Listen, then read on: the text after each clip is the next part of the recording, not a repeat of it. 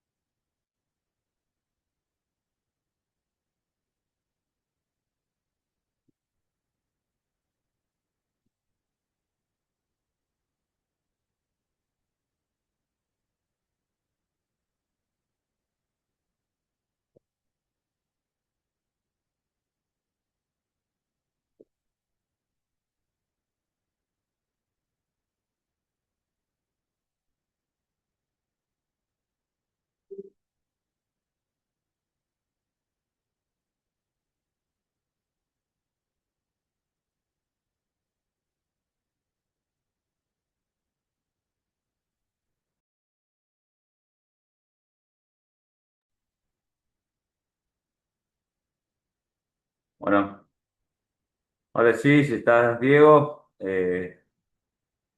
vamos a comenzar con el webinar. Nuevamente, bienvenidos todos. Muchísimas gracias por acompañarnos en este webinar organizado por SC Inversiones. Contamos hoy con la presencia de Diego Jaskowski, que es abogado corporativo y socio fundador del estudio Jaskowski Listoco Barrios, con estudio con el que tenemos relación hace tiempo y compartimos visiones y necesidades que tienen las empresas, especialmente del ámbito del interior del país, respecto a temas que hacen a las diferentes áreas de las compañías. En este caso vamos a tratar la nueva ley de reforma laboral, ya cuestionada, como esperábamos, por los actores que se ven afectados por esta situación, y que es tan importante para prepararnos a este nuevo entorno competitivo que nos desafía. Diego, todo tuyo. Buen día, Aníbal. Muchas gracias. Bueno, la verdad que en estas épocas de, bueno, una ley bastante nueva, si bien todos venimos escuchando hablar desde, bueno, desde el año pasado que venía la ley, es cuando más aplica esa frase del realismo jurídico que dice que la ley es la profecía de lo que los jueces van a decir que la ley dice. Es decir, ¿qué dice la ley? Lo vamos a saber con certeza de acá a 3, 4, 5 años tal vez, cuando finalmente sea la Corte Suprema la que diga qué es lo que la ley dice. ¿Por qué? Por ejemplo, en el tema de los intereses. La reforma tiene dos criterios de intereses. Uno para los juicios que están en trámite y todavía no tienen una sentencia firme, y otro criterio para aquellas causas que todavía no están iniciadas. Eso es lo que dice el texto literal de la ley. Sin embargo, ya tenemos en Córdoba desde hace unos 10 días una sentencia que dice que en realidad es uno solo el criterio de intereses que aplica y que a todos los juicios en trámite no va a aplicar lo que dice la ley, sino que a los juicios en trámite lo que va a aplicar es la otra escala de intereses. Entonces, nos encontramos ya con que la ley, en cuanto a los intereses de las causas que ya están iniciadas, nos dice dos cosas distintas. Por un lado, lo que dice la literalidad de la ley. Por otro lado, lo que dice el juez. Que para el caso concreto, para esta sentencia, eso es la ley, lo que el juez dijo. Entonces estamos en un momento en donde todavía hay muchas instituciones a regular, hay mucho a reglamentar, pero también hay mucho camino a recorrer desde el punto de vista judicial hasta que tengamos plena certeza de qué es lo que la ley dice. Ahora bien, creo que este fallo vale la pena que lo mencionemos porque es realmente un caso que nos demuestra cómo es la realidad judicial muchas veces, más allá de lo que es el análisis que uno puede hacer de lo que abstracto dice la ley y las previsiones que uno puede hacer para su empresa. La realidad es que este fallo tiene un componente de realidad que tenemos que analizarlo. Para empezar, es un despido que ocurrió en agosto del año 2016. Nos encontramos con que tenemos un componente de demora del aparato judicial, de todos sus actores, que hasta una sentencia de Cámara, que eventualmente todavía puede ir al Tribunal Superior, tomó 9 años y medio desde el momento del distracto. Piensen que el dólar estaba más o menos a 15 pesos en ese momento, con lo cual nos va a dar todo lo que pasó entre medio desde que esto empezó. ¿Y por qué fue el despido? El despido fue porque, según la empresa, los certificados médicos estaban adulterados. Eran certificados médicos que no correspondían a la médica que los estaba firmando. Se produjo el despido basado en pérdida de confianza y a partir de ahí llegó una demanda muy abultada que tenía componentes de despido, tenía multas derivadas de la aseveración de un empleo mal registrado, de aportes no ingresados y demás. ¿Y por qué vamos a tomar este caso como índice para analizar la reforma? Justamente por eso. Vamos a uno de los principales cambios que tiene la reforma y un cambio que no tuvo, y es el tema de la licencia por enfermedad. Sabemos que cuando la ley vuelve de diputados al Senado fue por el artículo 44 que modificaba el 208, en donde había un criterio de modificación respecto de la licencia por enfermedad, en donde bajaba drásticamente lo que era la carga del empleador para contemplar la licencia por enfermedad de enfermedades inculpables, es decir, las que son ajenas al trabajo. Este artículo no pasó, vuelve al Senado y sale. Sin embargo, hay algunos institutos que sí sobrevivieron y es, en primer lugar, la digitalización de los certificados médicos. Esto es la primera novedad que quiero mencionar en la ley. Ya no más el tema de la licencia por enfermedad representa un costo muy importante para las empresas y bastante distorsivo para aquellas que tienen pocos empleados. Pero si a eso le sumamos la patología que representa lo que son los casos de certificados médicos que no son reales, aumenta muchísimo más el costo que para una empresa tiene todo lo que son las licencias por enfermedad. Entonces, esta es la primera modificación. Otra modificación que tenemos que mencionar es que a partir de ahora el empleado tiene obligación de avisar. ¿Qué significa? Antes, para tener una carpeta médica justificada, era necesario en cualquier momento acreditar que la enfermedad impedía que el trabajador se presente. Ahora la ley suma la obligación de notificar para activar esta protección. Entonces, en la ley anterior, un empleado que después de 3 días de no poder ir a trabajar por una quebradura, llega a la empresa, llega con el certificado, obviamente tiene el hueso roto, no hay ninguna duda sobre eso, y avise cuando avise, la licencia le daba cobertura. En la redacción actual, si no avisa esos días, no se contemplan dentro de la licencia. A menos, por supuesto, que demuestre que tampoco podía avisar. Hay otro instituto, que lo vamos a mencionar ya que estamos hablando de las licencias por enfermedad, y es la suspensión de las vacaciones por licencia por enfermedad. Dice la ley, decía antes y dice ahora, que si una persona en un periodo de vacaciones se enferma, se suspende el cómputo de las vacaciones. En la ley anterior se estiraba el periodo y se postergaba el momento de reingreso del trabajador.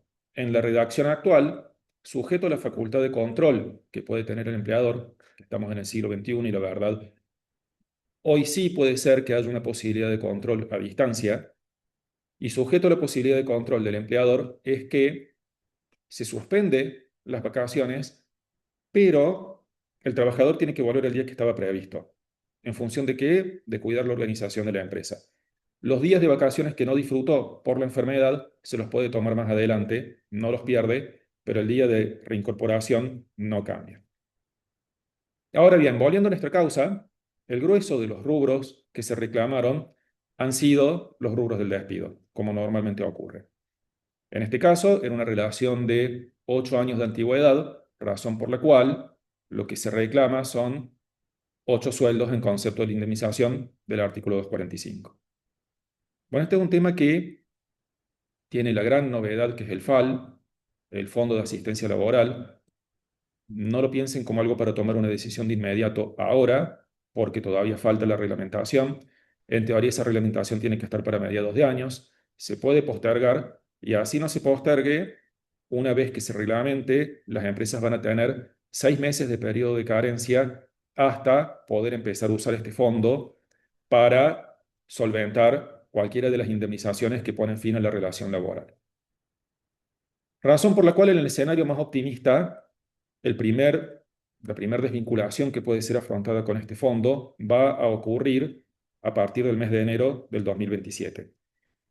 Ahora bien, ¿cómo funciona? En teoría, los empleadores van a tener un descuento de las contribuciones patronales del 2,5% para las pymes y del 1% para las grandes empresas. Eventualmente, por reglamentación, se puede subir medio punto más a cada una de estas variables. Ese descuento no queda en el bolsillo del empleador, sino que va a ir a un fondo que va a ser administrado por personas, sociedades autorizadas por la Comisión Nacional de Valores. Estos fondos van a tener un rendimiento y van a ser fondos que van a estar disponibles para que el empleador, en el caso sea de un despido o de un acuerdo o de fallecimiento del trabajador, cuando se generen estas indemnizaciones de fin de vínculo, pueda recurrir a este fondo para afrontarlo. El primer punto que tenemos que tener en cuenta es, en primer lugar, esperemos a enero del año que viene y esperemos la reglamentación. En segundo lugar, vamos a tener una incidencia en impuesto a las ganancias, porque ese 2,5% que nos vamos a ahorrar si somos pyme o ese 1% que nos vamos a ahorrar si somos gran empresa, es un monto que antes se desgravaba del impuesto y ahora no. Razón por la cual, hasta que finalmente usemos el fondo, que es ahí cuando se va a producir el gasto de la indemnización y es ahí donde se va a producir la pérdida que finalmente desgrava en el impuesto, vamos a estar teniendo una ganancia que va a ser la generación de todo ese ahorro. Sí va a estar exento de ganancias todo lo que sea los intereses y rendimientos que se produzcan dentro del fondo. El fondo también puede estar compuesto por aportes que uno realice, por ejemplo. Ahora bien, ¿qué pasa, por ejemplo, si una empresa llega al tope que la reglamentación diga de ese fondo? Bueno, en teoría, cuando uno llega a tope y acredita que ese fondo tiene suficiente entidad como para cubrir cualquier indemnización, debería dejar de ir el dinero al fondo para quedar en poder del empleador. O, por ejemplo, si una empresa se queda sin actividad, se queda sin empleados, pasados 6 meses puede pedir la recuperación del fondo. Razón por la cual de manera indirecta, sí, finalmente este descuento de las contribuciones puede terminar en un fondeo de lo que representa una indemnización de fin de vínculo o puede finalmente ser recuperado si se tienen las hipótesis. El monto del 1% en una gran empresa puede no resultar tan representativo. Yo sí creo que el monto del 2,5% para una pyme sí lo es. A ver, si lo tomamos, por ejemplo, en los términos del régimen de la construcción, el 8,33% es una magnitud razonable para cubrir todas las indemnizaciones de fin de vínculo que tenga que enfrentar una empresa, excluyendo el preaviso, por supuesto, ¿no? Entonces, si nosotros tuviéramos un porcentaje del 8,33, podríamos llegar a diciembre de cada año y con ese fondo cubrir todas las indemnizaciones por despido de una empresa. Pero la realidad es que ninguna empresa despide a todos sus trabajadores. Una empresa que funciona bien tal vez nunca despide a un trabajador porque logra generar recursos valiosos, logra capitalizar la inducción de todos esos trabajadores, logra un buen ambiente y tal vez nunca tenga que pagar una indemnización. No, no es lo normal, pero no es que todas las finalizaciones van a terminar por un despido o por un acuerdo. Y el acuerdo no necesariamente va a ser por la totalidad de los montos. Entonces, si nosotros tenemos en cuenta lo que son las finalizaciones de vínculo por jubilaciones, por acuerdos o por renuncias, el monto del 2,5 puede tener alguna cuota de razonabilidad para cubrir esta contingencia. Ahora bien, yendo a lo que representa la indemnización por despido, siempre tengamos en cuenta que es un instituto de la seguridad social desde mi punto de vista. ¿Por qué? La indemnización por despido es una indemnización que tiene por objeto cubrir la vicisitud de la finalización de una relación laboral en donde no hubo intención del trabajador. Entonces, parte de la ficción que mientras más tiempo estuvo un trabajador fuera del mercado laboral, más tiempo le toma volver. Entonces, si nosotros tomamos un caso de una persona que estuvo 20 años empleado, entendemos que le va a tomar 20 meses volver a conseguir trabajo. Más o menos por eso es la tarifa, ¿sí? Ahora bien, es una ficción, porque si hablamos de dos personas de 60 años, una que tuvo un cargo gerencial en una multinacional, que ha viajado por el mundo, que ha tenido capacitación, que tiene un cargo universitario, estudios de posgrado, la realidad es que sale de esa empresa y lo más probable es que tenga múltiples opciones. Razón por la cual esa indemnización que perciba le va a permitir darle cualquier destino, pero no necesariamente la subsistencia. Ahora, un trabajador sin esa formación que termina su vínculo a los 60 años, tal vez no tenga la posibilidad de volver a conseguir trabajo hasta que cumpla los 65 y con esos 20 sueldos del ejemplo va a tener que vivir 5 años. Por eso es que es una ficción.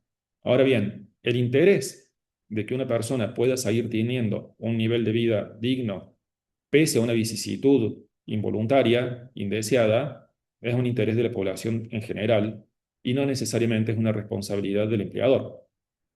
Por ejemplo, piense que el empleador va a la quiebra y de eso depende la seguridad social del empleado. Realmente nos damos cuenta de que no es la herramienta correcta. Puede funcionar también como clavar un tornillo con un martillo. Va a entrar, pero sabemos que algo va a terminar mal. Obviamente, es una obligación de seguridad social que tiene el Estado y que a todos los ciudadanos nos interesa respecto de una persona que esté en esta vicisitud. Ahora, lo mismo pasa con la licencia con enfermedad. ¿Por qué? Porque no se trata de los riesgos de trabajo que son a cargo del empleador y para eso tiene un seguro. Se trata de lo que ocurre fuera de la relación laboral. Y eso es un interés del Estado. Y si lo vemos en relación a los trabajadores, nos va a parecer bien. Y si lo vemos en relación a las personas que prestan servicios independientes, también nos va a parecer bien. Entonces, por ese motivo, es que finalmente lo que es la licencia por enfermedad es un rubro que no debería estar en cabeza de los empleadores porque genera todo tipo de distorsión y mal funcionamiento. Por eso es que la modificación del artículo 208 no pasó y la incorporación del FAL sí. Finalmente, la modificación de los topes de la licencia por enfermedad fueron a bajar los derechos de los trabajadores y no siguió. La otra, lo único que hizo es de manera indirecta ponerlo en cabeza del Estado. Con lo cual, funciona y desde el punto de vista patronal, obviamente va a ser bien visto porque sujeto a la reglamentación y a que todo funcione como debería, puede que esta contingencia vaya yendo a desaparecer o quede morigerada. Siguiendo con la reforma, tengamos en cuenta que el FAL, como les decía, no solamente puede ser usado para las indemnizaciones, sino también para solventar un acuerdo. Entonces, en el caso de un acuerdo con un trabajador, uno puede recurrir a este fondo para afrontarlo. Otra novedad es que el fondo de desempleo que cubre ANSES, que normalmente es un tema que más de una vez está a la consulta de qué tal si al acuerdo se lo disfraza como un despido con tal de activar este fondo, lo cual es notablemente una pésima idea, pero más de una vez ha estado la consulta esa. Bueno, ya no hace falta pensar en esa consulta. Hoy por hoy, el fondo de desempleo que cubre ANSES puede activarse cuando existe un acuerdo. Entonces, en la conversación entre un empleado y un empleador se ponen de acuerdo sobre las condiciones económicas del final de un vínculo, pueden tener sobre la mesa la expectativa de cobrar este fondo, lo cual es una novedad que creo que viene bastante bien. Siguiendo con el mutuo acuerdo, hay otra reforma de la ley que es sobre el mutuo acuerdo tácito. El mutuo acuerdo tácito siempre existió y la ley nos decía que era un instituto que aplica cuando la relación laboral termina por la conducta de las partes sin que haya sido expresa. Es decir, sin que haya habido ninguna notificación, supongamos el trabajador se fue a vivir al exterior, estuvo un año viviendo en el exterior, no hay ninguna duda de que la relación terminó. Pero siempre había una zona gris en donde no teníamos tan en claro si eran 30, 60 o 61 o 62 días en donde decíamos que terminó. Bueno, la reforma vino a traer bastante claridad en eso y dice, luego de 2 meses en donde no haya cumplimiento de las obligaciones laborales a cargo de ambas partes, consideramos que la relación se terminó. Entonces, pasa a veces de que el empleado no va más a la empresa, de la empresa no lo quieren intimar, no lo intiman, o a veces lo intiman pero no logran dar con el domicilio correcto porque lo tienen desactualizado, porque no está el número de la vista, por lo que sea, y si pasan 2 meses sin que el empleado diga reincorpórenme a mi puesto, o el empleador le diga vuelva bajo el procedimiento de abandono, a los 2 meses se considera la relación laboral terminada, ¿sí? Eso es en líneas generales, volviendo a nuestro caso, los que son los componentes de la reforma respecto al fin de vínculo. Ahora bien, les decía que el caso duró 10 años y por eso es necesario de hablar de intereses más en Argentina, en donde sabemos que el dólar hace 10 años estaba, como les decía, a 15 pesos y todo lo que pasó entre medio. Ahora bien, respecto al tema de intereses, la ley establece que para las causas nuevas, el interés va a ser el 3% más el CER. Con lo cual, justamente hablábamos con Agustín de CICE y nos planteamos si existe algún bono que tenga algún rendimiento que sea actualizable con SER en una tasa superior. Bueno, me mencionó uno en su momento que era 8% más SER. Entonces, en algún sentido esto nos da mayor previsibilidad sobre cuál va a ser el ritmo en el cual se va a encarecer un juicio y qué herramienta financiera podemos tomar para aplicar a la previsión y que no nos quede descalzado. Esto está en un contexto en donde en las distintas provincias ha habido distintos criterios. Hasta acá, el criterio más fuerte siempre estuvo en Buenos Aires, en donde hay casos que han salido en los diarios, como el caso de Manaos, de los 800 millones, y me ha pasado personalmente hablar con jueces en Buenos Aires en donde he tenido que ir para explicarle que acá en Córdoba manejamos números muy diferentes y me decía, esto es otro mundo, acabo de firmar una sentencia de $1 millón hace una semana. No es en un caso estándar, no era un caso que merecía llegar a semejante número, pero por la distorsión que haya generaban los intereses que era, en su momento era tasa activa capitalizable anualmente, que con la demora hacía una espiral terrible. Hubo modificaciones, pero siguió siendo un tema que realmente alienta la litigiosidad. En Córdoba ha sido diferente. En Córdoba teníamos, vamos a ver ahora, un criterio que ha sido tasa pasiva promedio mensual del BCRA, más un componente nominal que dependiendo la época puede ser de entre un 6, que recuerdo que hacían en el año 2000, 2001, y en los últimos tiempos en donde la inflación estuvo más agudizada, estaba en más o menos el 4% mensual. Tasa pasiva más este monto normalmente va por encima de la inflación. Sin embargo, en Córdoba teníamos la característica de que no capitalizaban. Entonces, cuando uno tenía un juicio que estuvo, si hoy yo tengo que revisar un juicio iniciado en el 2023 o 2024, probablemente la actualización está como la inflación o está todavía más arriba. Si tengo que analizar un juicio de 2017, se vino bastante abajo. Para que tengan un parámetro, si nosotros tomamos el ejemplo de la causa esta que estamos tratando, nos vamos a encontrar que en agosto del 2016, si yo tomo $1 millón, que eran $66.000 aproximadamente, haciendo un número muy redondo hoy, si hablamos en dólares, me va a dar entre 90 y 100 millones de pesos. Si aplico el criterio que estuvo vigente en Córdoba hasta hace relativamente poco, el monto me da 25 millones de pesos. Eso es 4 veces menos. Ahora, si aplico la nueva serie de tasa pasiva que pone la ley de modernización laboral para los juicios en trámite, el monto me va a dar el 50.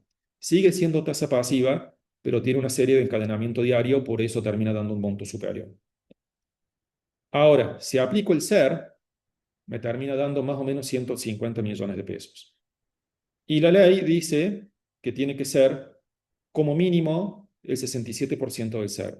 Entonces, si tomo un juicio con este criterio de intereses que empezó en el 2016, el criterio nuevo puede terminar cuadruplicándome lo que era la previsión que tenía hasta hace poco. Entonces, es un tema que obviamente nos tiene a todos con los ojos muy abiertos y haciendo cálculos de cómo son las estrategias, porque la previsibilidad de lo que va a ser la evolución del costo de un juicio normalmente aceleraba muy fuerte en el primer año, en el segundo año, y después se iba aplanando, y ya en los últimos años, a falta de capitalización, por más alta que sea la nominalidad de la tasa, no nos terminaba afectando.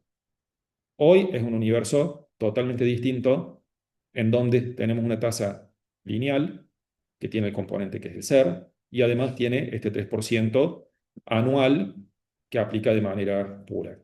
Entonces, creo que es momento de que hagamos un análisis financiero de todas las causas que tenga una empresa para ir haciendo el cálculo de cuánto es hoy esa contingencia y de qué herramientas financieras nos vamos a valer para permitir que transcurra la causa y permitir que la empresa pueda tener derecho de defensa con las etapas que un proceso tiene que llevar. Caso contrario, nos vamos a encontrar que si no tenemos algo bien planificado, vamos a llegar al día de la sentencia con una sorpresa y esta sorpresa es la que nos va a impedir tal vez ejecutar una estrategia, ¿sí? ¿Por qué? Por lo importante que se tornan los montos en donde llegar a una sentencia con la impredictibilidad que siempre tiene un fallo judicial puede llegar a ser algo peligroso.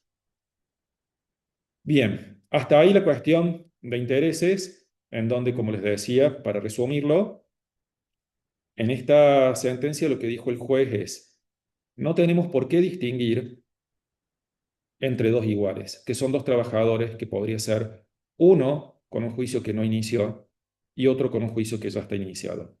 El que tiene el juicio que ya inició tiene ser, perdón, tiene la tasa pasiva. El que tiene el juicio por iniciar tiene ser más el 3.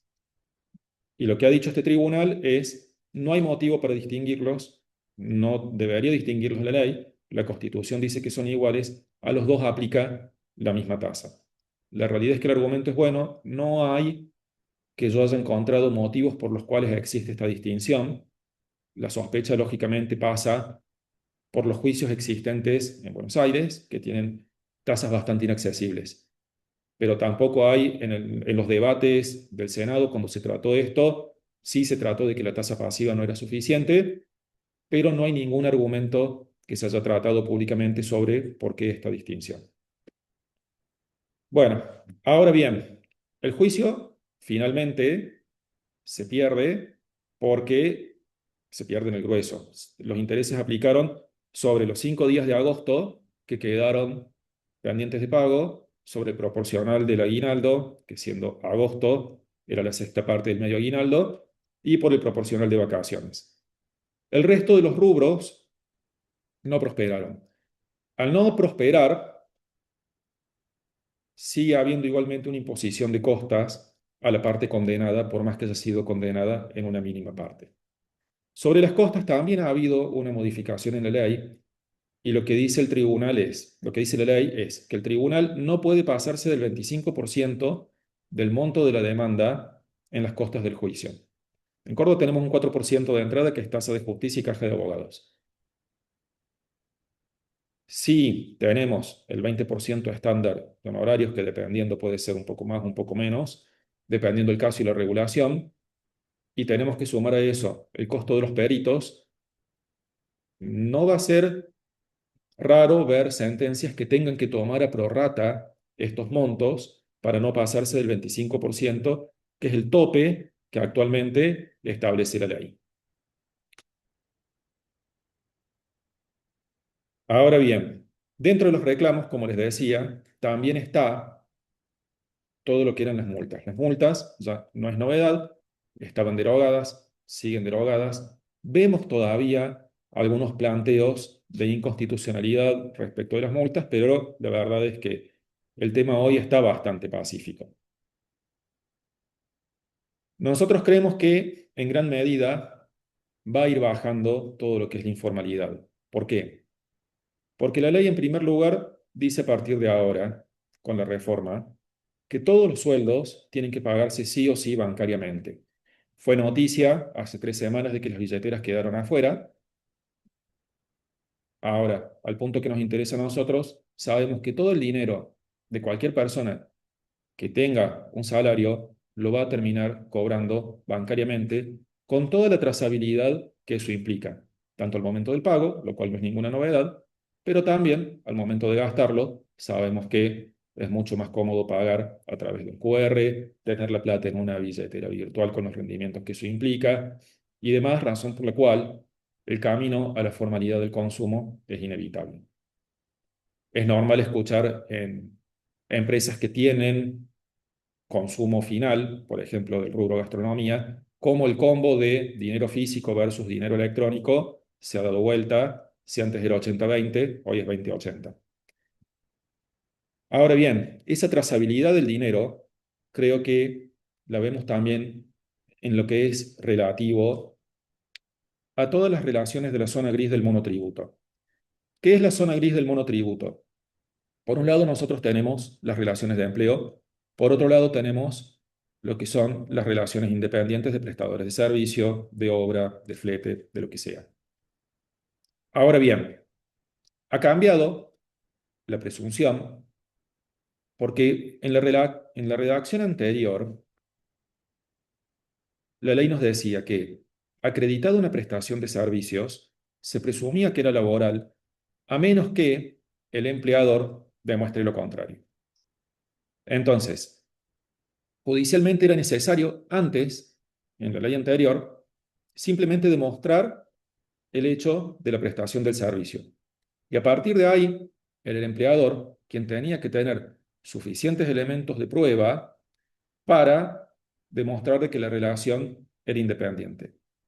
Y la verdad es que es una zona muy gris, porque en la superficie, un prestador de servicios independiente, monocliente, se ve exactamente igual que un empleado que esté encubierto bajo una relación de monotributo, ¿sí? Entonces, dado que tenemos toda esta gran zona gris, en alguna medida hay más seguridad a la parte contratante en este momento. ¿Por qué?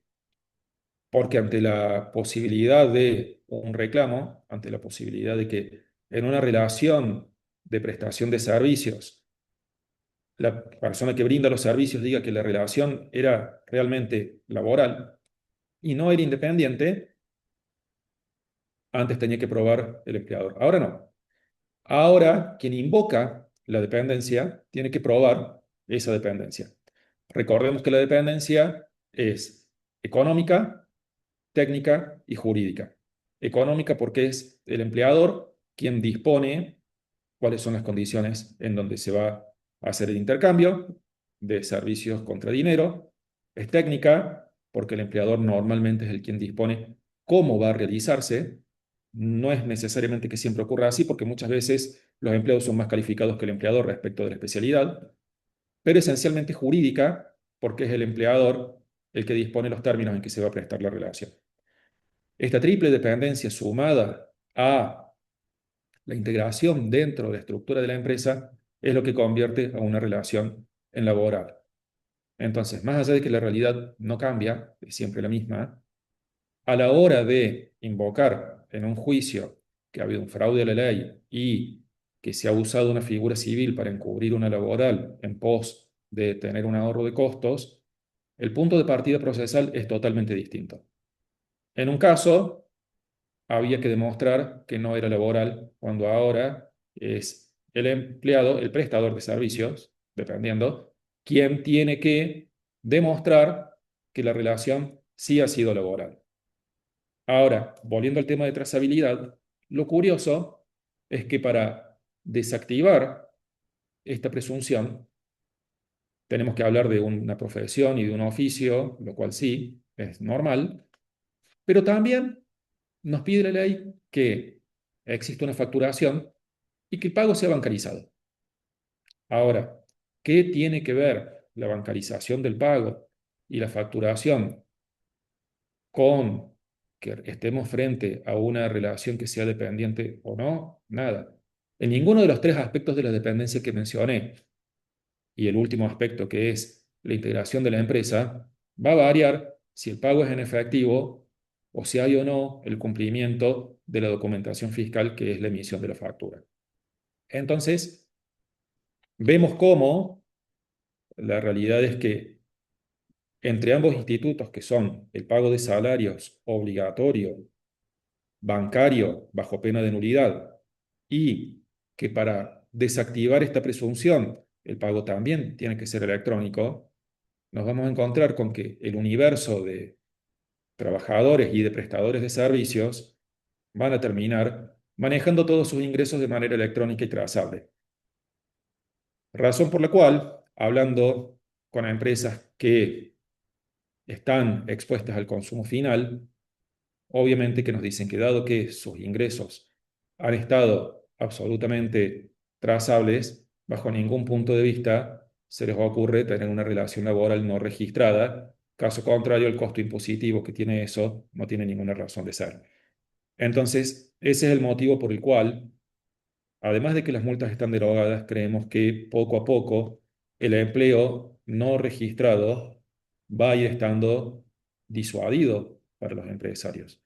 Eso sumado a lo que son las medidas que todavía no están reglamentadas, que son respecto de la promoción del empleo registrado y lo que es el régimen para nuevos empleos. ¿Sí?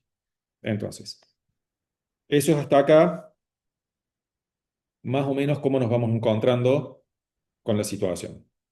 Otras novedades a tener en cuenta por ley. Una simplificación de la registración. Históricamente era necesario llevar todo tipo de registración de las relaciones laborales. Hoy la ley lo que nos dice es, la única registración obligatoria es la de ARCA. Entonces, en la medida que en ARCA esté toda la información relativa a la relación laboral, se consideran cumplidos todos los requisitos de la registración.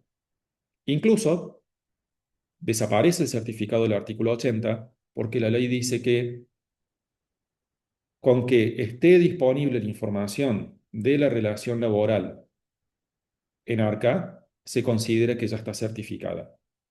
La única salvedad que hay que tener en cuenta, que es lo novedoso, que ahora dentro de la certificación nos está quedando certificar todos los cursos y capacitaciones que ha tomado un empleado dentro de nuestra empresa. Entonces, si bien por un lado la empresa puede dejar de lado la burocracia de llenar los certificados del fin de vínculo, pero sí sigue teniendo la obligación de dar un certificado respecto de las capacitaciones. Entonces, el consejo obvio es tratar de tener todas las certificaciones de las capacitaciones lo más ordenada posible para que no ocurra que al terminar cada relación laboral sea necesario estar buscando en miles de registros hasta que uno pueda brindar esa certificación. Otra novedad que tiene la ley es respecto de los reingresos. Hablábamos de, por ejemplo, el caso de una persona que se iba del país y después volvía, o casos en donde es muy común, en donde un trabajador se fue de una empresa para trabajar en otra, para cambiar de rubro o para dedicarse a la vida independiente y después decide volver. La antigüedad se acumula por el tiempo de servicios efectivamente prestado. Sin embargo, ahora tenemos una novedad y es que si la relación entre sus dos etapas estuvo con un corte mayor de 2 años, el tiempo se resetea a cero. Entonces, si una persona deja de trabajar para una empresa, dejó de trabajar el año 2023 y viene ahora y vuelve a ser contratada, es un vínculo absolutamente nuevo, porque se entiende que estos 2 años que pasaron resetean todo lo que teníamos previamente. En el hipotético caso que sea menor la terminación, la novedad viene porque tenemos que todos los rubros que se hayan pagado en la finalización de la relación laboral pueden ser tenidos a cuenta de nuevos rubros que se paguen en una nueva finalización con una actualización del SER. ¿Cómo funciona? Supongamos que hubo un despido hace un año y se pagó indemnización por despido. Yo vuelvo a tomar el trabajador ahora y cuando llegue, tal vez de acá a un año, vuelve a haber un despido y me va a dar a pagar la antigüedad anterior más la actual. Pero el número total que me dé a pagar, tengo que tomar lo que ya se pagó anteriormente, actualizarlo por ser y descontarlo de lo que efectivamente está pagado, de lo que efectivamente tengo que pagar. Y esa diferencia es lo que finalmente se paga. Yo creo que eso es una medida que finalmente va a favorecer las recontrataciones, porque más de una vez empleadores se ven disuadidos de volver a tomar un empleado que ha sido valioso por lo que significa la acumulación de antigüedad. Entonces, es una medida que viene a poner bastante certeza. Otra medida que pone certeza, que realmente era algo que hacía falta, era cuál va a ser la responsabilidad de una empresa continuadora de una relación laboral en el caso de una cesión de establecimiento, ¿sí? Entonces, históricamente, en el caso de una cesión de establecimiento, pensemos que puede ser una fábrica segunda generación, en donde los dueños que la están vendiendo eran niños cuando los trabajadores actuales ya estaban ahí. Deciden vender esa fábrica y obviamente quien lo compra no tiene una certeza de cuál es el pasivo, más bien la contingencia laboral que hay en esta empresa. ¿Por qué? Y porque tal vez el papá del que está vendiendo en su momento no tuvo una registración adecuada. Entonces, el adquirente, cuando adquiere una empresa, está adquiriendo toda esa historia. Y puede pasar que tenga al año de haber tomado la empresa un reclamo de una rectificación de relación laboral de lo que ocurrió hace 20 años. En la ley vieja podía pasar perfectamente, ahora no. En la medida que el adquirente pueda demostrar que le fue informado de manera fiel, de manera constatable, cuál ha sido la realidad de cada una de estas situaciones, con lo cual en la práctica probablemente sea un acuerdo del Ministerio del Trabajo o alguna situación en donde se pueda garantizar que los trabajadores puedan expresar cuáles han sido los términos de cada relación laboral y la correctitud de la registración. Si estamos en esa situación, el adquirente va a tener plena seguridad jurídica sobre cuál es la contingencia laboral que tiene que contemplar dentro de esta empresa. Razón por la cual es un componente bastante interesante a los fines de lo que es la seguridad jurídica. Vamos al salario. Hay unos videos de un empresario cordobés que decía, a mí me gustaría, que fue noticia hace 1 o 2 días, me gustaría que mis empleados cobren 1.000 y quienes se llevan los 400 vengan y se lo pidan. Bueno, más allá de la manera gráfica de la explicación que tuvo, la realidad es que no siempre se sabe cuál es el costo real de una relación laboral. Desde ahora, los recibos de sueldo, que pueden ser digitales, ahora lo dice la ley, es otra novedad, además de decir cuánto es lo que cobra el empleado, cuántas son las deducciones y cuánto es el neto, también tiene que decir cuánto ha sido el costo de las contribuciones patronales. Así como consumidores vemos cuánto es el precio de un producto neto de impuestos nacionales, ahora también estamos viendo que los empleados van a poder saber exactamente cuál es el costo impositivo y contributivo que tiene cada relación laboral para un empleador. Entonces ahí tenemos otra novedad sobre el recibo de sueldo. Yendo al tema de la digitalización, se establece que a partir de ahora toda la documentación laboral es digitalizable, que tenemos obligación de guardar los registros físicos de los últimos 10 años, pero que si son digitalizados, tienen exactamente la misma validez y se da por cumplida la obligación. No establece el método de la digitalización, probablemente la opción más prudente sea una certificación notarial digital para poder tener plena certeza de que tenemos un documento auténtico, pero indudablemente lo que es el proceso de despapelización en cuanto a las relaciones laborales, con esto se vuelve absoluto. Entonces, todo lo que representa la documentación laboral empieza a ser digital. Volviendo al sueldo, tenemos algunas novedades y es, por ejemplo, en lo que son los beneficios sociales. Los beneficios sociales son beneficios que recibe el empleado como causa de la relación laboral, pero que no son remunerativos. La ley tenía históricamente varios ítems, que era, por ejemplo, lo que es el comedor. Ahora se añadió al comedor lo que son los vales de restaurante para comer en zonas aledañas a la empresa. Estaba la casa, que se le diera en comodato al empleador. Bueno, y eso no ha cambiado tanto. Lo que sí ha cambiado es la mención específica a las prepagas, lo cual siempre ha sido otra zona gris. ¿Por qué? Porque en muchos casos, cuando una empresa decide mejorar las condiciones del trabajador, incluye el pago de una prepaga que tal vez era superior a lo que le daba el descuento que tenía en el recibo de sueldo y se elegía un plan de alta gama para brindar ese beneficio. Ha sido normal ver demandas en donde este beneficio de obra social debió haber sido tomado como un rubro remunerativo, lo cual obviamente tiene incidencia por un lado en el 931, pero por otro lado tiene una incidencia en el monto base de las indemnizaciones por fin de vínculo. Ahora la ley dice que no es más remunerativo. Bien, antes nunca lo decía. Pone claridad en que adelante no lo es. Si me preguntan a mí, creo que es un tema que va a ser bastante debatido porque cae dentro de los mismos argumentos de los fallos que en su momento fueron en contra de lo que fue el sistema de ticket canasta.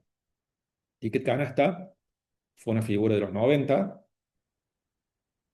que el fallo que declara finalmente remunerativo e inconstitucional el carácter de no remunerativo del ticket canasta fue, si mal no recuerdo, del año 2008 y la derogación del régimen fue anterior, si mal no recuerdo fue 2005-2006. Y el fallo que dio origen a esto fue 2002. ¿Qué les quiero decir con esto? Volviendo a lo que decía al inicio, hasta que los jueces digan qué es lo que la ley dice, va a pasar tiempo y mientras tanto nos vamos a encontrar con que más de una opción va a ser correcta.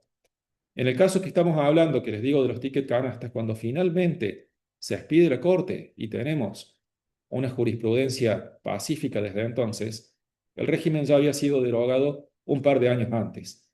Entonces, puede que nos encontremos con que cuestiones que estemos discutiendo de la ley, cuando finalmente los jueces nos digan qué es lo que la ley dice, ya la ley literal diga algo distinto porque tuvimos una modificación, una evolución o lo que sea.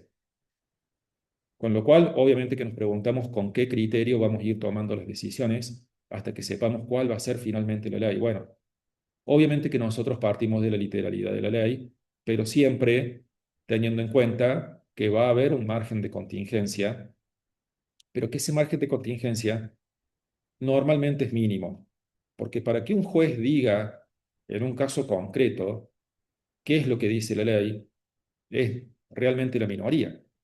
Digamos, el grueso, amplio grueso de las relaciones laborales no termina en un conflicto y mucho menos en tribunales.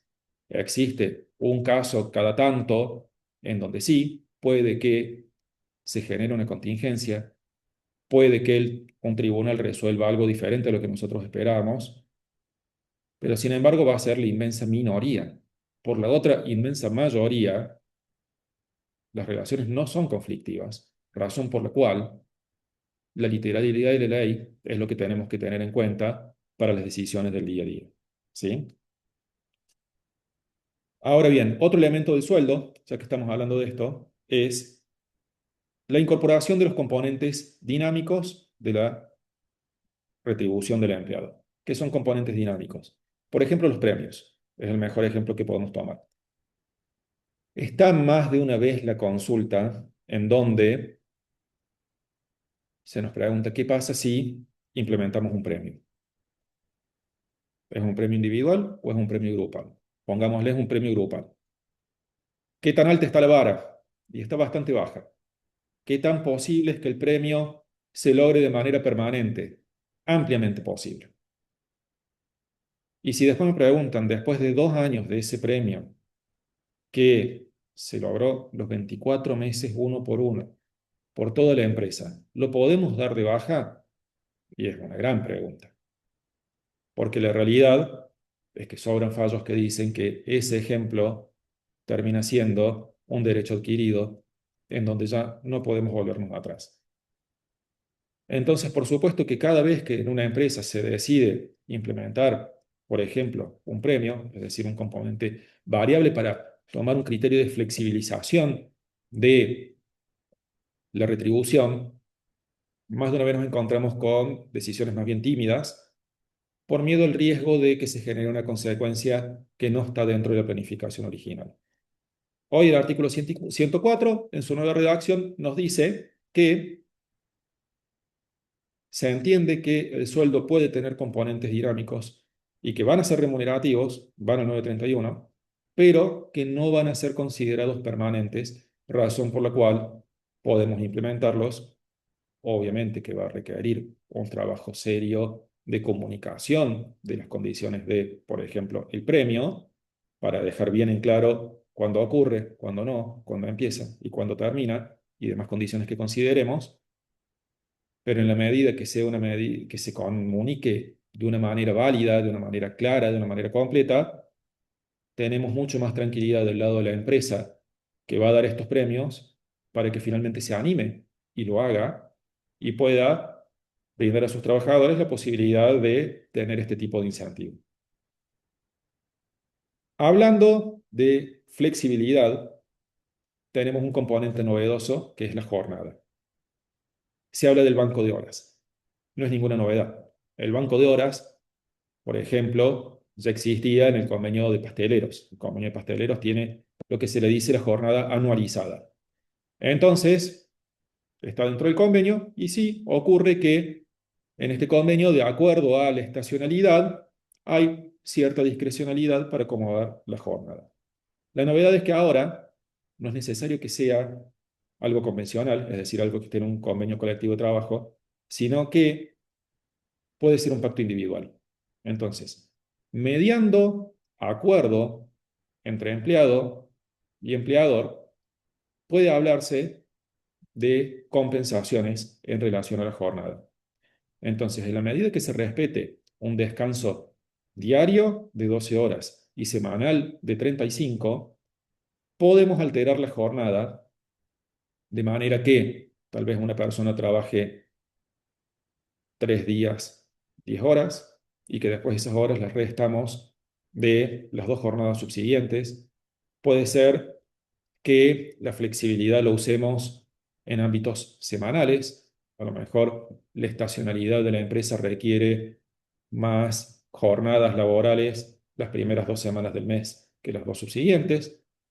Hay distintas situaciones y hoy por hoy tenemos la posibilidad de que esto sea flexible con acuerdo del empleado. ¿Sí? Hablando de esta flexibilización, también se flexibiliza lo que son las vacaciones. La novedad en las vacaciones es, por un lado, que antes la notificación de vacaciones requería 45 días de antelación, hoy son 30, y ahora se puede fraccionar en periodos de 7 días. Entonces, es algo que ya existía y era muy común escuchar en fábricas en donde, o sea, el empleado ya tiene 28 días de vacaciones. La fábrica cierra 15 días en enero, en donde no tiene ninguna opción, se toma los 15 días, pero tal vez no se quiere tomar los 28 días completos porque se aburre, porque tenía planes de hacer turismo a lo largo del año, uniéndolo con un fin de semana largo, por el motivo que fuera. Entonces es normal escuchar, no, me guardé 2 semanas para tomármelas durante el año. Ni habrá el caso de, tengo 3 meses de vacaciones acumulados porque si bien me corresponden 28 días por año, yo con 15 estoy bien y la fábrica es el lugar en donde me siento bien y a donde voy todos los días. Bueno, siempre existió.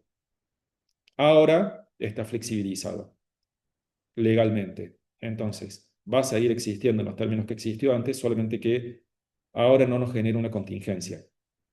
Ahora está previsto por ley que por acuerdo entre empleado y empleador se puede flexibilizar el periodo de vacaciones siempre y cuando sean bloques menores a 7 días. Esa es la novedad en vacaciones, más lo que dije más temprano respecto de lo que es la enfermedad en las vacaciones. ¿Sí? Hablando de otras modificaciones, hay una que creo que viene muy bien y es la relativa al contrato al plazo fijo. ¿Por qué? El costo de la extinción de un contrato a plazo fijo históricamente era el tiempo que faltara hasta que terminara el plazo fijado. Por ejemplo, si yo tomo una persona con un plazo fijo de 2 años, significa que si la persona trabaja 2 años dentro de la empresa, terminados los 2 años, el despido no tiene el costo de la indemnización por despido, porque ya sabíamos que era un plazo fijo. Ahora bien, si por cualquier motivo el despido debe producirse al año, cuando faltan 12 meses hasta cumplir el periodo de 2 años, lo que hay que pagar al trabajador son los 12 meses que no trabajó. Razón por la cual siempre ha sido imprudente usar esta figura por largos plazos, porque si bien la ley prevé un máximo de 5 años, asegurar que una relación laboral va a mantenerse dentro de la empresa a lo largo de 5 años realmente es una predicción bastante difícil de hacer. Entonces la figura del contrato a plazo fijo se empezó a usar para periodos más cortos y muchas veces se usó como una alternativa a lo que es el periodo de prueba. Sin embargo, ahora, como el periodo de prueba son 6 meses, se sigue desalentando el uso de esta figura, pero que es una figura que siempre ha sido muy útil. Bueno, la novedad ahora es que el efecto de la figura del contrato a plazo fijo es que si se llega al plazo completo, se termina la relación laboral sin el pago de indemnizaciones. Pero si no se llega al plazo completo y el despido se produce antes, la penalidad de indemnización es el equivalente a la de cualquier relación laboral. Entonces, no tengo esta penalidad en el ejemplo de 12 meses. Si pasó un año, lo que se tiene que pagar es un sueldo, porque es un sueldo, por cada año de servicios o fracción mayor a 3 meses. Hablando del cálculo de despido, entro en las modificaciones del artículo 245, que es que prevé las indemnizaciones por despido. A mi criterio, el primer elemento que llama la atención es que, como les explicaba, que hay una tarifa legal para el daño que sufre una persona por la vicisitud de quedar fuera de su trabajo, es decir, de que va a vivir hasta que vuelva a conseguir trabajo. Bueno, hay una tarifa legal que es 1 mes por cada año de prestación de servicios. Sin embargo, siempre estuvo abierta la puerta a otro tipo de indemnización, que puede ser indemnización por daño moral, en donde más de una vez era un componente distorsivo de las demandas y una contingencia que no siempre se veía. Obviamente que ha habido casos en donde estuvo bien fundado, hay casos en donde no está tan bien fundamentado. Ahora bien, no lo vamos a volver a ver, salvo que haya alguna declaración de inconstitucionalidad, porque la ley dice que solamente se cubren los daños de una finalización laboral pagando la tarifa de 1 mes de sueldo por cada año de antigüedad, que si la figura del FAL funciona, se va a poder realizar con ese fondo. Obviamente que también vamos a tener otras situaciones, por ejemplo, las que les decía recién, la prepaga forma parte o no del cálculo, también. Hay otra discusión que estaba bastante gris también y era de qué es habitual y qué no para ser considerado como sueldo, porque sabemos que si una persona cobra, por decir, 1 millón de pesos, 11 meses al año, y un mes cobró 5 millones, no es algo habitual, razón por la cual no se va a tomar como base para el cálculo, pero no siempre es tan claro. Y después están todas las zonas grises. Bueno, ahora la ley dice que se considera habitual aquello que ocurrió más de 6 meses. Entonces, si yo tengo una persona que 7 meses al año cobra 1 millón y 5 meses al año cobra 2 millones, Los 2 millones no son normales y habituales. La base de cálculo es 1 millón, ¿sí? Ahora bien, si en el ejemplo de los premios que decíamos recién, es un rubro remunerativo, forma parte de la base, y a partir de ahí nos encontramos con que un empleado lo percibió 10 de los 12 meses, va a formar parte de la base de cálculo.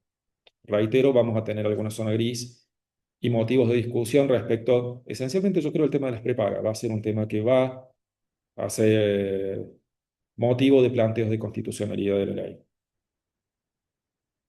Y la siguiente novedad que tenemos en cuanto al cálculo es el tema de los topes, en donde se toma que el tope de una indemnización va a ser tomando el promedio de las remuneraciones que tiene el convenio, multiplicado por 3 es el tope de la base que vamos a tener, lo cual es una limitación que va a aplicar en los cargos más altos de una empresa, que es en donde podemos llegar a encontrar este tipo de diferencia, pero eh, tiene un piso que es el 67% del monto que daría si no aplicáramos este tope. Así que bueno, en síntesis, son esas las modificaciones. Hay mucho más en la ley que no hemos profundizado ahora. Hay otros elementos que siguen siendo la simplificación de toma de decisiones. Por ejemplo, se eliminó el preaviso en el periodo de prueba, lo cual siempre esos 15 días de preaviso, ni hablar en la época que eran 3 meses, eran un tema de análisis. Hoy por hoy el preaviso rige solamente para las relaciones laborales que tienen más de 6 meses. Pero bueno, hay muchos elementos de la ley que vamos a ir viendo más adelante, porque todavía falta reglamentación, y va a haber muchas novedades que vamos a ir teniendo. Si ustedes me preguntan hoy, ¿qué dice la ley respecto a los intereses? Y dice dos cosas distintas para el mismo caso. Vamos a necesitar un proceso de pacificación jurisprudencial y a medida que eso vaya ocurriendo, vamos a tener mayor previsibilidad. Por lo pronto, reitero, el criterio nuestro es tener en cuenta que el grueso de las relaciones laborales no son conflictivas, razón por la cual la aplicación literal de la ley es la primera opción. Y a partir de ahí veremos qué pasa en los demás casos. Así que bueno, cerramos acá. Aníbal, Agustín, si están ahí, Lautaro.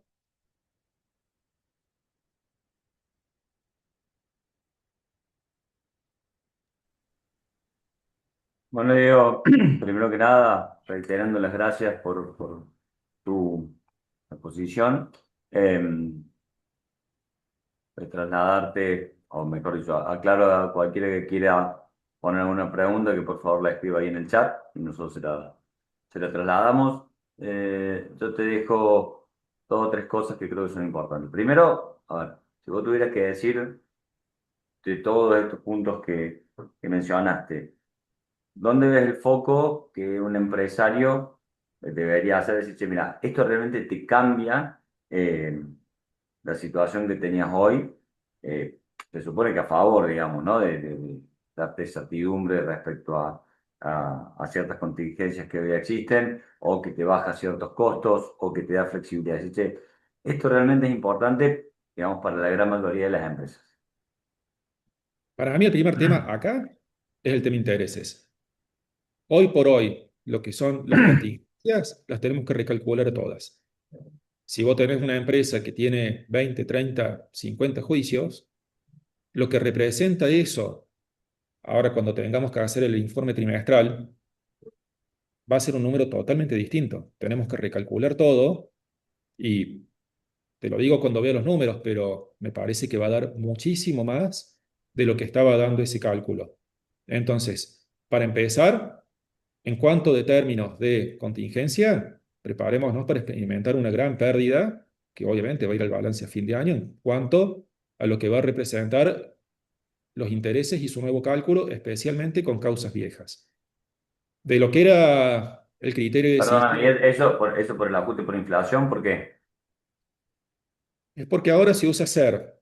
Si vos, por ejemplo, tenías una causa 2016 que fue la que cité en el ejemplo, el criterio local hasta hoy Si yo tengo una causa de alguien que demandó 1 millón de pesos en el 2016, yo la contingencia hoy la estoy informando por 25 millones más costas, restando el porcentaje de probabilidad que tenga la causa. Ese es el informe que nosotros hacemos habitualmente. Entonces te va a dar que demandó 1 millón, en contexto 60 y pico mil dólares, pongámosle, y hoy yo estoy informando 25 más costas menos el riesgo. Entonces, en mi informe, ¿yo qué voy a certificar? De que tengo un riesgo de 15 millones, 20 millones, 35 si la causa es brillante. Bueno, ahora esa causa tengo que ver si la previsiono entre 100 y 150 millones. Razón por la cual en la previsión, vos como empresa, tenés que tener en cuenta, si tuvieras todos juicios 2016, que no es lo normal, ¿no? Pero si vos tenés juicios viejos, tenés que tener en cuenta que esa previsión se te puede multiplicar. Y no así para los juicios nuevos. Los juicios, si vos tenés un juicio de hace 1 año o 2 años, en la previsión probablemente baje. Y probablemente ahí experimentes una ganancia. Entonces, para mí, el primer tema, y para colmo, ya declarado inconstitucional, es el tema de los intereses. Entonces, vos tenías criterio Córdoba de 1 millón a 25. Criterio nueva serie de tasa pasiva del BCRA hecha específicamente para la ley, te da 50. Criterio de la ley morigerado para juicios nuevos, pero aplicable según el fallo por una cuestión de constitucionalidad, 150. 100 si es morigerado, 150 si va completo.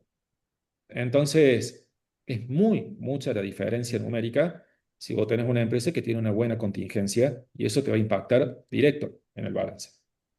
Entonces, para mí, ese es el primer tema. El segundo tema, para mí, es una cuestión práctica y filosófica. Antes de pasar, Sí. pienso de acá para adelante. Eh, por acá para atrás está claro que por todos los episodios que tuvimos en Argentina, de escenario muy inflacionario, te genera un problema. Pensando acá para adelante, situaciones normales de inflación, normales para Argentina, no para el mundo, ¿no? De este 2-3% mensual. Para adelante, la aplicación de esta ley, ¿daría un criterio realmente claro? ¿Sí? Decir, che, mira, para atrás podemos discutir, pero yo despido, alguien despide hoy un trabajador hoy, ¿sí? De acá para adelante, ¿sabemos exactamente cuánto va a ser? En Córdoba sí, en Córdoba te puedo decir que sí, porque es el SER más el 3% y no tiene ningún motivo de ser declarado inconstitucional porque es muchísimo más de lo que el Tribunal Superior considera viable para Córdoba. Entonces, la ley está por encima de lo que veníamos hablando, no genera ningún tipo de perjuicio, razón por la cual tiene que ser constitucional, creo.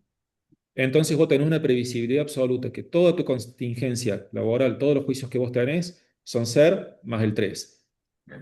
Ahora, justamente, bueno, es lo que hablamos con Agustín hace un par de días. La pregunta es si le podemos ganar al ser más el 3 y si eso genera algún criterio especulativo.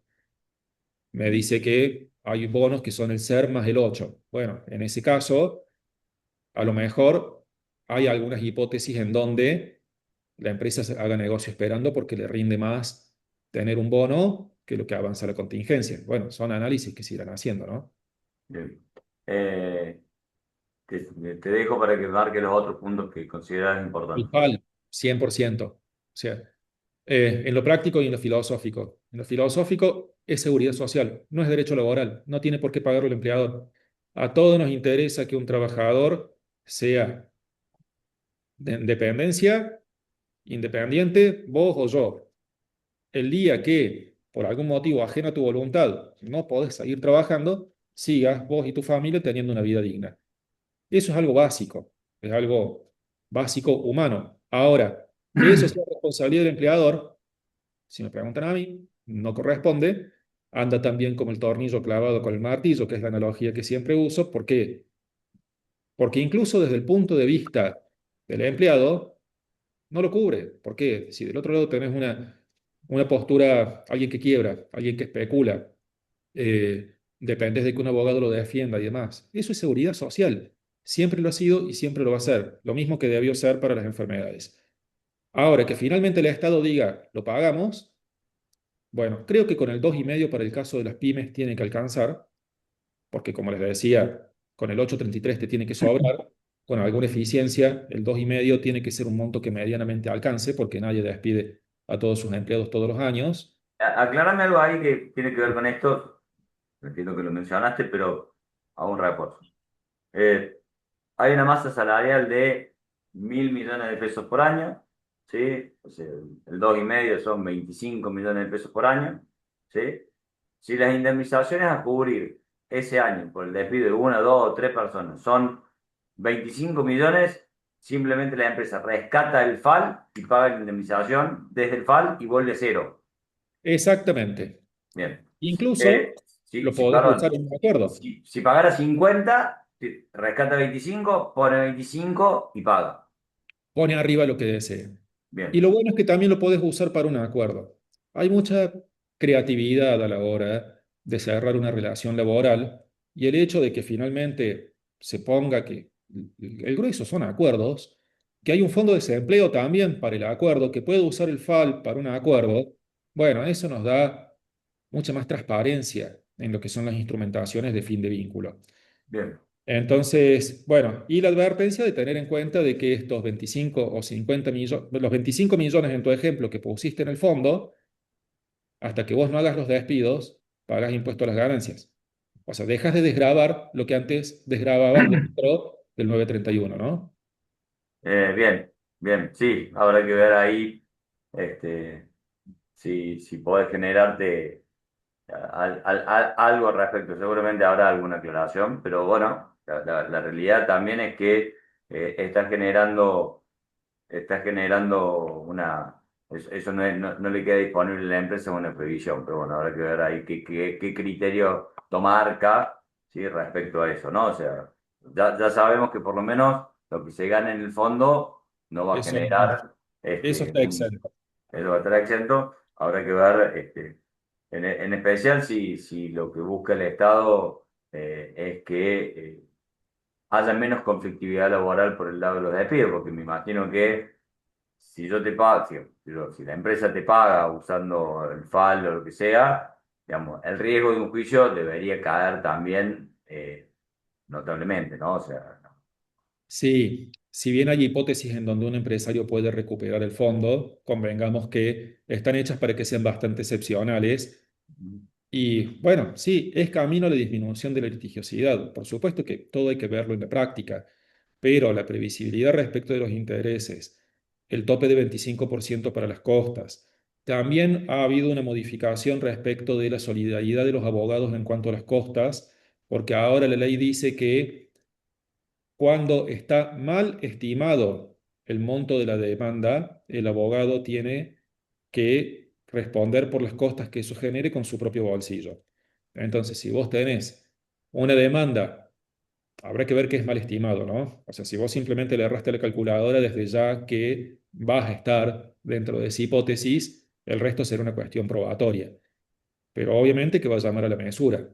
Entonces, si vos tenés plata para evitar el juicio, si vos tenés posibilidad de hacer un acuerdo porque podés usar el FAL, si tenés previsibilidad respecto a los intereses, si tenés previsibilidad respecto de las costas, porque por ejemplo hay juicios donde tenés 5 pericias y llegaste a un arreglo y son más caros las 5 pericias de lo que es capital, más honorario, intereses, más todo, ¿no? Entonces, con este tipo de tope, que pues, ya te digo, hay miles de caminos para plantear inconstitucionalidades, pero bueno, son medidas que en la medida que se vayan asentando, creo que tendrían que bajar el nivel de litigicidad. Si eso ocurre, va a bajar el tiempo de los juicios, no como este ejemplo que duró 10 años, porque también, a ver, el trabajador en este caso lo pierde porque se consideró válido el despido porque los certificados no se consideraron auténticos, que es algo que ya con la firma digital para los certificados no ocurre más. Ya es un tema para las empresas la licencia por enfermedad, súmale la patología que son los certificados que no son auténticos, bueno, aún peor. Pero si vos tenés 10 años de juicio, bueno, es otro tema que además hasta hace a- al mismo sistema. O sea, hoy un abogado que está defendiendo a un empleado tiene que esperar 10 años hasta que finalmente hace esa rueda y con eso tiene que seguir metiendo más y más y más trabajo. O sea, creo que hay todo un combo que va a terminar aplicando. Y finalmente, si baja la litigiosidad, los tribunales se hacen más ágiles. Bueno, sigue siendo bueno para todo el mundo, porque este larguísimo plazo de tiempo genera mucha inseguridad para ambos lados. Entendí que, por supuesto que tenemos que tener cuestiones que vayan llegando a los tribunales superiores, especialmente a la Corte Suprema, pero ahora, a diferencia de lo que es hasta hoy, que la jurisprudencia es optativa, por así decirlo, para los tribunales, ahora el criterio de la Corte Suprema cuando define algo debería ser obligatorio para los tribunales de alzada. ¿Puede ser algo así? Finalmente, en la práctica termina siendo así. Digamos, los tribunales siguen teniendo facultad de determinar en cada situación lo que consideren justo para las partes y es, bueno, eso es lo valioso de lo que es la justicia en la manera que la tenemos. Pero bueno, la realidad es que cuando la Corte Suprema ya define algo por una cuestión de eficiencia y previsibilidad, nadie se sale de ahí y es el fin de las discusiones. Ahora, el decreto 70 del 23, que fue el primero que saca Milei cuando asume, en donde estaba la derogación de las multas. Nosotros tenemos un caso en donde llega una carta documento, un telegrama laboral en realidad, con el decreto vigente, lo contestamos con el decreto vigente y la segunda carta que nos llega del caso, el decreto estaba bajo el amparo de inconstitucionalidad, razón por la cual volvimos a tener una ley que estuvo vigente antes y hoy todavía la Corte no se expidió y el juicio ese ya se arregla. Y no Pasa, sé qué pasa. decía la ley en esa época y ya no me interesa saberlo. Eh, te fui interrumpiendo, te hago una última interrupción mía y te dejo redondear las ideas y estamos más o menos en hora. Todo este tema que se da muchas veces con los profesionales que te facturan monotributo, que tienen una relación relativamente única, porque por ahí tienen otros clientes, pero que no le facturan, vos la mencionaste. ¿Cómo queda, digamos, hoy entiendo que hay una cuestión de presunciones, ahora caen esas presunciones, te pediría profundizar un segundo en ese aspecto que es importante. Definámoslo como la zona gris, en donde qué es laboral y qué no es laboral, a veces ni las mismas partes lo saben, ¿sí? Eh, es mucho menos riesgoso para una empresa estar en la zona gris, ¿sí? Porque antes, supongamos que vos tenías una causa en donde un profesional, que según la empresa era independiente, según el profesional no lo era, y puede que en la realidad, honestamente, ambas partes lo vean así, no pongámosle no le pongamos un componente de mal pensamiento, simplemente cada uno tenía su apreciación. En la formalidad no era una relación laboral y terminado el vínculo, el profesional dice, me di cuenta que sí era una relación laboral y quiero que se respeten mis derechos en tal sentido. ¿Qué demanda tenías hace 3 años? Era un mes de sueldo por cada año de antigüedad, preaviso, integración de despido, y si ese combo, suponete que eran 5 meses, pensá que se triplica o se cuadruplica por las multas que estaban vigentes en ese momento. Como ahora las multas no están vigentes, la contingencia que tiene la empresa en caso de recibir una demanda laboral de alguien que consideraban un independiente va a ser igual a la de un juicio laboral. Solamente van a ser, en el ejemplo de recién, los 5 sueldos.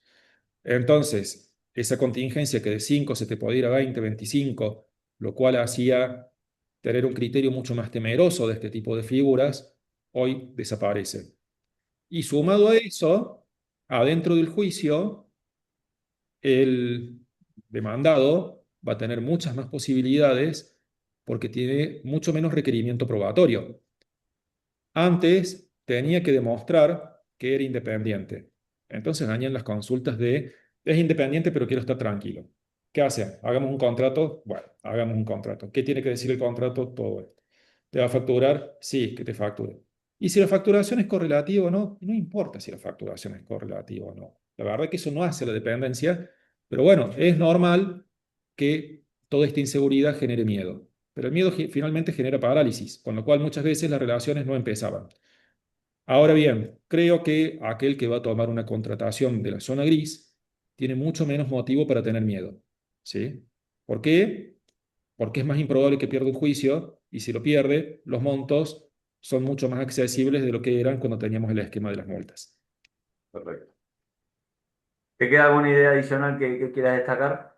El mismo cierre de recién, que la ley es la profecía de lo que los jueces van a decir, y hasta que los jueces no lo digan, no sabemos qué dice la ley, vamos con la literalidad, que el grueso de los casos no son conflictivos, y tratemos de aprovechar todas las novedades que tiene la ley para apuntar al crecimiento de las empresas, que estamos hoy en un momento en donde todo suma. Nuevamente, muchísimas gracias, Diego. Muchas Gracias a vos, gracias a Daniel. todos los que nos han acompañado. Les recordamos que semana que viene lo tenemos a Fernando Marengo eh, tratando de explicar lo que está pasando en el mundo, por lo menos en la parte económica. La guerra se la dejamos a Trump.